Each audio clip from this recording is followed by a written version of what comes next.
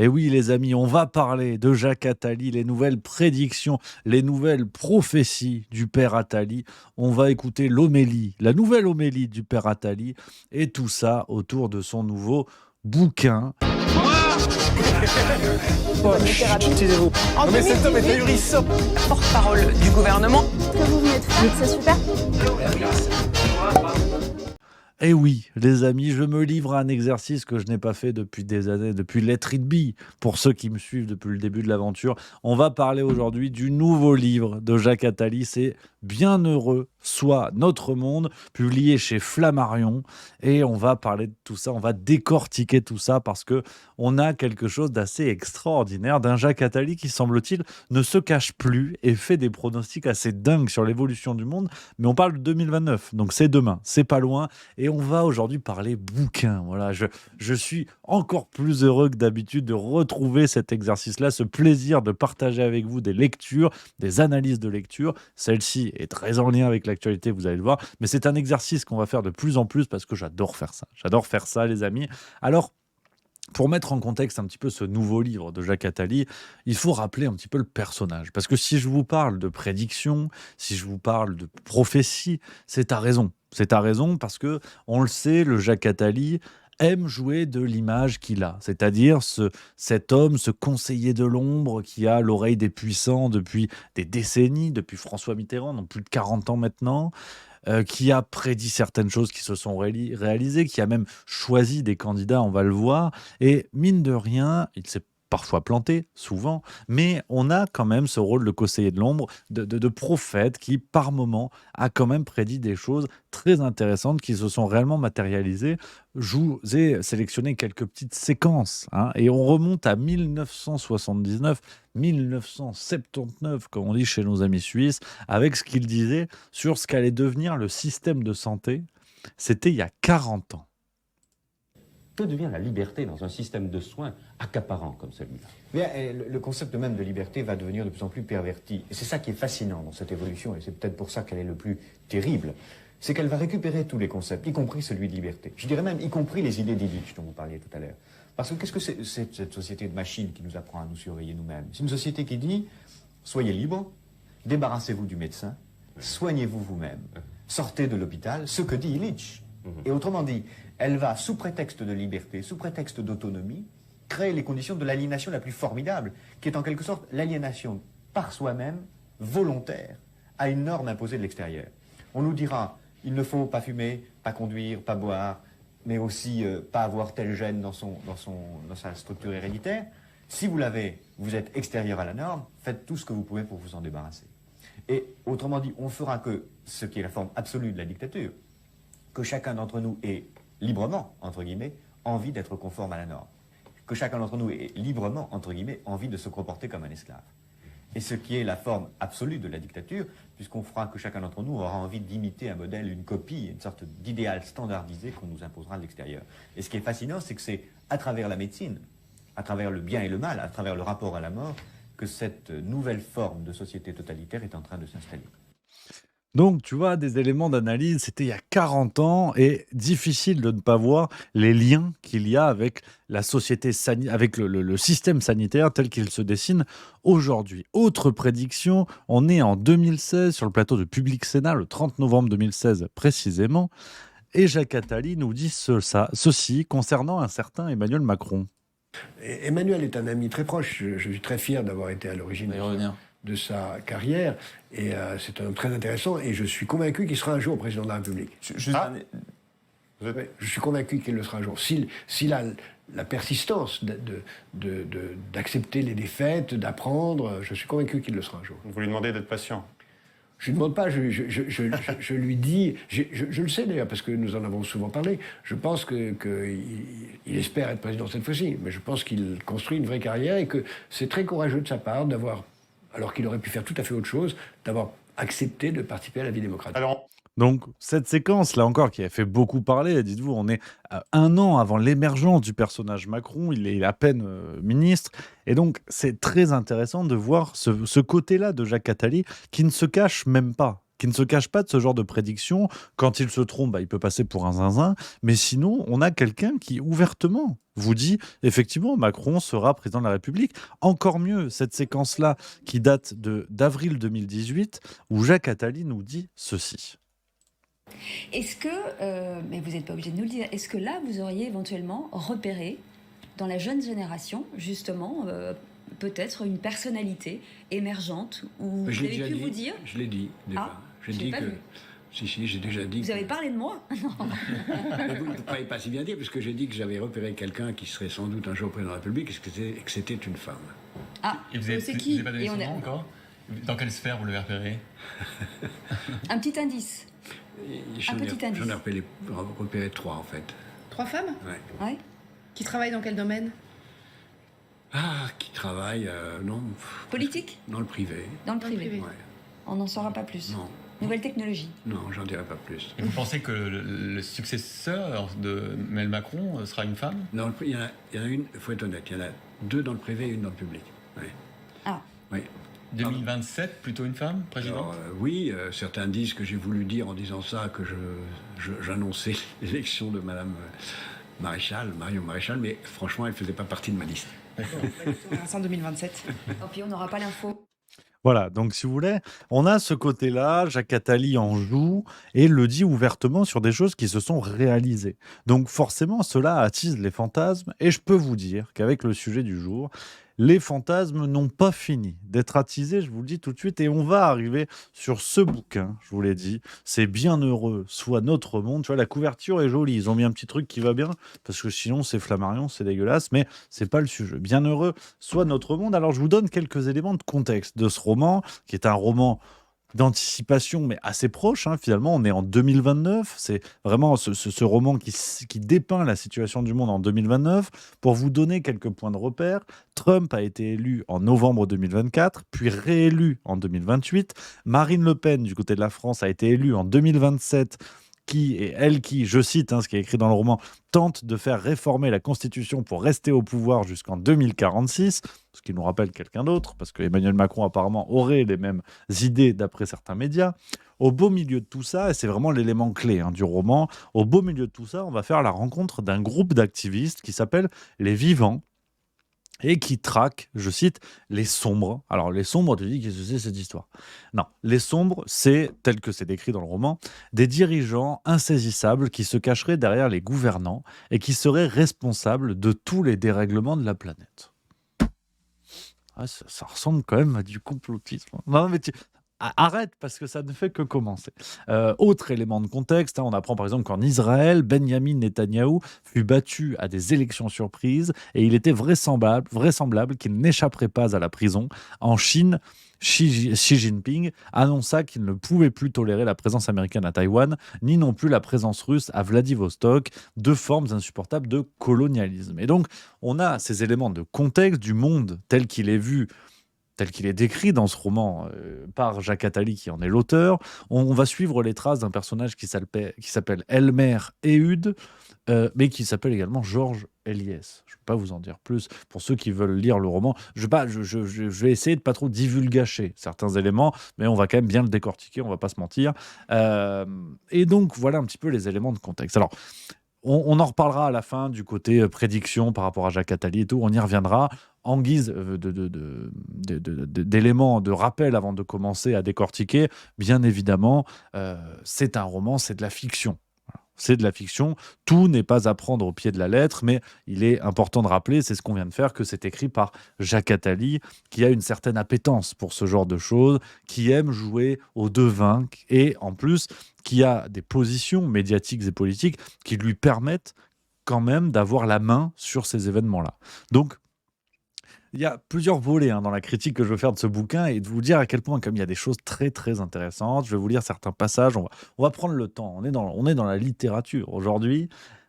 Déjà, on a une forme assez curieuse de complotisme fictionnel. Alors je vous explique, on a un roman, comme vous allez le voir tout à l'heure, où tout ce qui est dit s'inspire de la réalité. Hein, je vous donnerai d'ailleurs la liste des sombres que Jacques Attali nous donne dans le roman. Vous allez voir, c'est assez surprenant parce que là, c'est de l'essence pour le complotisme. On a une forme de complotisme fictionnel où tout est inspiré du réel, comme je viens de vous le dire. Et par exemple, page 12 du roman, l'auteur nous parle d'une prison secrète de l'OTAN, décrite comme un Guantanamo européen et qui serait, je cite, gérée par le gouvernement allemand pour le compte de l'OTAN. Alors là, moi, j'ai bien tout lu Rudi Reichstadt, même ce complot-là, j'étais pas au courant. Donc, tu vois, c'est très intéressant et vous allez voir tous les éléments que je vous donne. Quand tu vois à quel point le reste est calqué sur le réel, tu te dis, tiens, c'est curieux cette histoire de prison de l'OTAN. On continue, page 62 par exemple, on nous parle d'un scandale des antidouleurs. Tu sais, c'est un sujet un petit peu compliqué. On écrit, c'est le narrateur qui écrit ça. En 2019, soit 4 ans après sa mort, j'ai découvert qu'elle était morte, donc il parle de sa mère, de l'usage d'un antidouleur très banal, produit d'un grand laboratoire qui en avait caché l'incompatibilité avec d'autres traitements, en particulier cardiaques. Un petit peu plus loin, il écrit, il n'y avait plus rien à espérer. On lui avait alors parlé d'un rare cancer du sang. Elle n'avait jamais su qu'elle avait été la victime d'un laboratoire pharmaceutique qui appartenait à 100% à une fondation de droit hollandais, pays où l'on n'est pas obligé de dévoiler le nom des dirigeants des fondations. Putain, c'est au début du livre. Moi, je me suis dit, merde, c'est une boîte à outils du complotisme ou quoi? Non, parce que j'ai bien tout lu le roman. Je l'ai bien tout lu avec beaucoup d'attention. J'ai pris mes petites notes et tout pour vous préparer la vidéo. Ah, j'ai été très sérieux. Et on continue, page 83. Je vous parlais des sombres tout à l'heure, donc qui sont dans ce roman. Et là encore, tu te dis, ce livre aurait pu être écrit par un complotiste. C'est Jacques Attali. Donc là, c'est tout l'inverse. Hein. Complotiste, c'est connard. Jacques Attali, c'est Jésus-Christ, c'est plus ou moins son statut de son stagiaire de 3e, si tu veux. Page 83, je vous lis comment sont décrits les sombres et le rôle des sombres dans ce monde-là de 2029. Les sombres sont de mieux en mieux connectés, regroupés, informés, toujours plus riches, puissants, cachés. Ils contrôlent tout. Ils sont presque tous des hommes. Ils diffusent d'innombrables fausses nouvelles, expliquent qu'il n'y a pas de dérèglement climatique, détournent les colères quand elles deviennent menaçantes vers des sujets annexes, provoquent les émeutes des classes moyennes qui réclament plus de moyens de circuler, de se distraire pour oublier leur misère, les dérèglements du climat, la disparition de la biodiversité et en particulier de nombreuses espèces d'oiseaux. Et avec tout ça, les sombres engrangent d'immenses plus-values sur les marchés financiers. Les humains sont de plus en plus surveillés, assommés de drogues chimiques et de jeux vidéo. Impossible d'éveiller les consciences quand les gens ont peur de ne pas avoir à manger le lendemain et sont fascinés par des joueurs de foot réels ou virtuels ou par des voleurs de trésors imaginaires sur Mars. Ça ressemble à du complotisme. C'est pas fini. Voilà, c'est pas fini. C'est tout le but de cette vidéo. On continue donc sur les autres éléments, hein, sur ce que j'essaie d'appeler dans cette partie le côté complotisme fictionnel, où tu te dis après tout, on est dans le monde de demain, mais ça ressemble quand même beaucoup à ce que des gens redoutent aujourd'hui, et ces mêmes personnes que l'on qualifie de complotistes. Comme je vous disais tout à l'heure, en 2029, Trump a été réélu dans ce roman, et on nous dit, hein, je cite page 66, je vous donne les repères si jamais vous voulez lire ce livre par la suite. Tout de suite après les élections présidentielles de novembre 2024, Donald Trump, qui venait de battre Joe Biden alors qu'il avait été condamné par un grand jury à 10 ans de prison, obtint le pardon du Congrès et annonça qu'il allait mener une guerre radicale contre la drogue et le crime. Page 78-79, donc un petit peu plus loin, on nous dit « Les plus riches sont ouvertement aux commandes du pays. Les fonds d'investissement convoquent à présent les sénateurs et les représentants dans leurs bureaux au moindre problème et leur imposent des investissements massifs dans le charbon, le pétrole, le gaz et les schistes bitumiques. » Ça fait beaucoup là, non? Et c'est pas fini, parce qu'on nous parle aussi d'Elon Musk. Ouais, mais c'est assez extraordinaire. Il y a des choses sur Elon Musk. Hein. Page 79, là encore, on nous dit « Elon Musk a déchiré son passeport américain et créé une monnaie qu'il veut mondiale. Il fait voter tous les jours sur tous les sujets sur X sans qu'on puisse vérifier si le résultat du vote qu'il annonce est le vrai. Il n'empêche, les gens y participent nombreux et de plus en plus de décisions politiques dans le monde sont influencées par ces simulacres de démocratie directe. » Et je vous avoue que quand j'ai lu ça, ça m'a fait assez marrer parce que, rappelez-vous la vidéo, si vous l'avez vue, la vidéo sur le Juste Milieu que j'avais faite sur Elon Musk, et je parlais de ça, sur le sondage qu'il avait fait, notamment au moment concernant la guerre en Ukraine, où il faisait clairement une sorte une confusion entre la démocratie et Interville, si vous voulez. Et là, Jacques Attali tire la ficelle de quelque chose qui existe déjà, d'un Elon Musk qui considère que, étant donné le nombre de gens sur sa plateforme, après tout, les sondages qu'il peut lancer ont une puissance démocratique identique à des référendums ou des choses comme ça. Et quand on voit à quel point les référendums au sein de l'UE sont respectés, on se dit finalement, la formule la plus proche de la démocratie, il y a match, il y a débat. Autre prédiction, hein, dans ce complotisme fictionnel, on nous parle de la Russie. Toujours page 79. La page 79 inaugure un nouveau chapitre où on résume un petit peu... je n'en dis pas plus, qu'on lirait, j'ai dit, j'allais pas trop divulgacher. Sur la Russie, on nous dit que à Moscou, en février 2028, Vladimir Poutine a été renversé par un complot de quelques généraux travaillant pour des oligarques qui ont vite proclamé leur désir de faire de la Russie une démocratie d'apparence et de gagner ainsi encore davantage d'argent. La guerre avec l'Ukraine s'est enlisée après un cessez-le-feu fragile. C'est fou quand même, ça ressemble beaucoup quand même, hein. Ouais, ouais. Et c'est pas fini. On nous parle de l'Union européenne et de la France. Ouais, non, mais moi, j'ai l'impression de tenir le livre du futur dans les mains, je vous le dis. Et je vais être très attentif, hein. Si tout ça se déroule comme c'est dans le bouquin, c'est assez extraordinaire.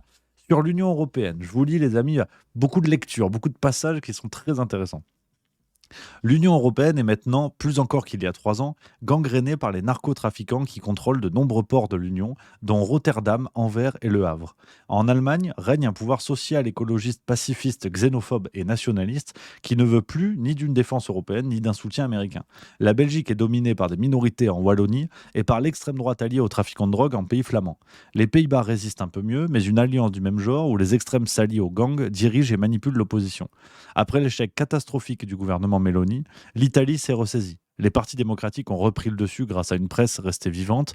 Elle est maintenant gouvernée par des sociodémocrates dirigés par le nouveau maire de Vérone qui voient leur avenir hors de l'Union européenne et se tournent de plus en plus vers l'Afrique et le Moyen-Orient. Alors, par moment, on voit bien que c'est Jacques Attali qui écrit ça. Ouais. Parce que tu sens quand même qu'il y a quelques ressorts, quelques piliers de sa pensée qui reviennent un petit peu. Tu sais, où l'extrême droite, quand même, c'est pas bien. Faut pas déconner. On continue sur la France. Hein, comment la France a évolué jusque de notre réel au futur de ce bouquin.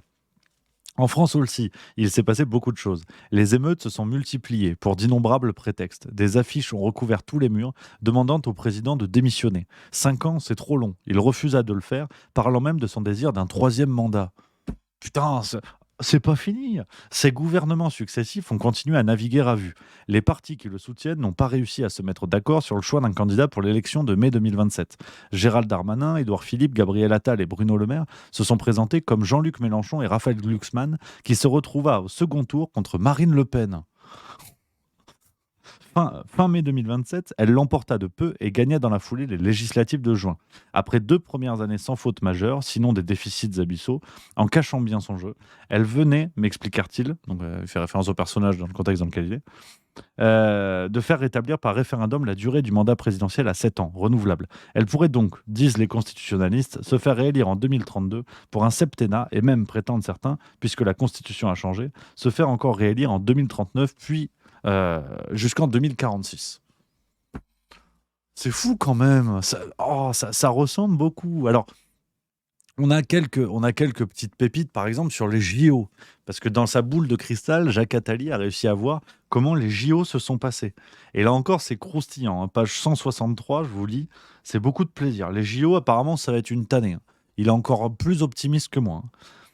En juillet dernier, les Jeux Olympiques à Paris ont été un formidable succès pour la France. La cérémonie d'inauguration a ébloui la planète.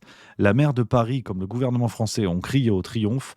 On a passé sous silence, autant qu'on a pu, le bilan sportif catastrophique des athlètes français, sauf en natation, en judo et en escrime. On a préféré ne pas insister sur les incidents entre les équipes, entre les spectateurs et avec les stadiers, ni sur les viols, les vols et les bagarres innombrables pendant la cérémonie d'inauguration.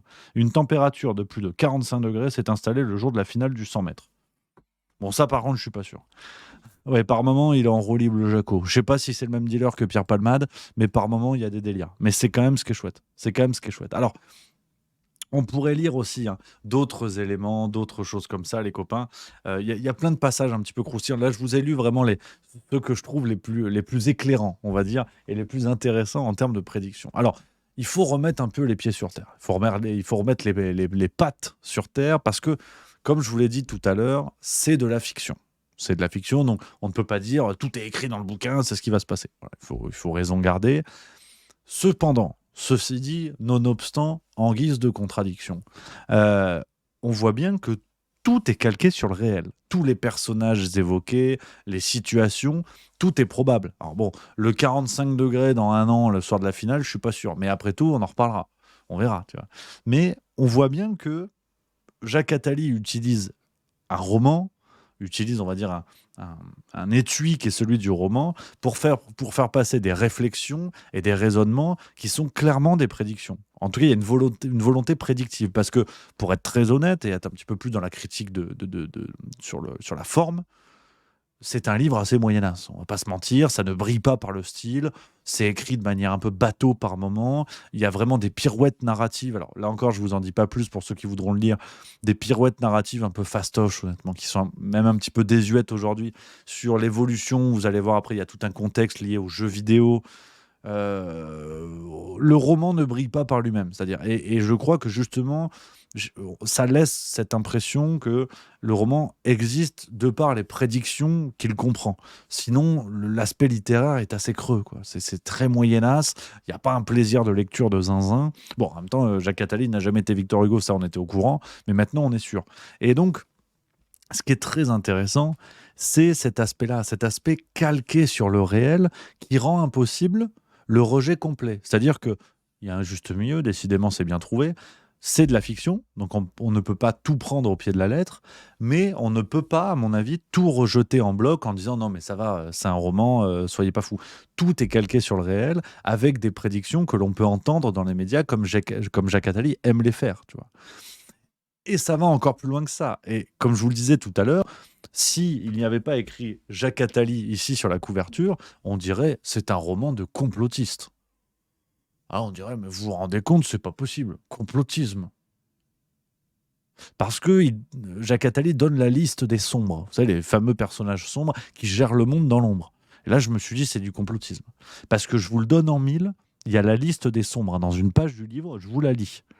Parmi eux, on trouve des hommes d'influence, comme Klaus Schwab, des technologues comme Mark Zuckerberg ou Elon Musk, des patrons de labos pharmaceutiques comme Albert Bourla, des financiers comme Steve Schwarzman et James P. Gorman, des mécènes comme Bill Gates ou George Soros.